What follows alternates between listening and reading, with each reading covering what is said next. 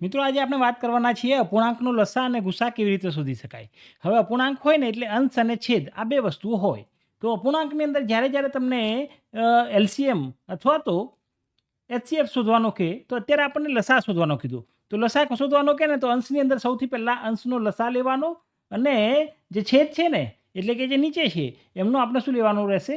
ગુસા લેવાનો રહેશે. તો અહીંયા અંશની અંદર કઈ કઈ વેલ્યુ છે આપણે? તો એલસીએમ ઓફ આપણે કહી શકશું કે ભાઈ 5, 10 અને 20. જો આપણે લસાના કેટલાક કોન્સેપ્ટને પ્રોપર સમજેલા હશું તો આપણને ખ્યાલ હશે કે લસા શોધવા માટે આપણે એક વખત મોટામાં મોટી કિંમત ચેકઆઉટ કરશું. આપણે લાસ્ટ વિડીયોની અંદર પણ ચર્ચા કરી છે. તો આમાં મોટામાં મોટી વેલ્યુ 20. શું બાકીની બે વેલ્યુથી ડિવાઈડ થાય છે? શું એનાથી ભાગાકાર કરી શકાય છે? તમે કહેશો કે હા.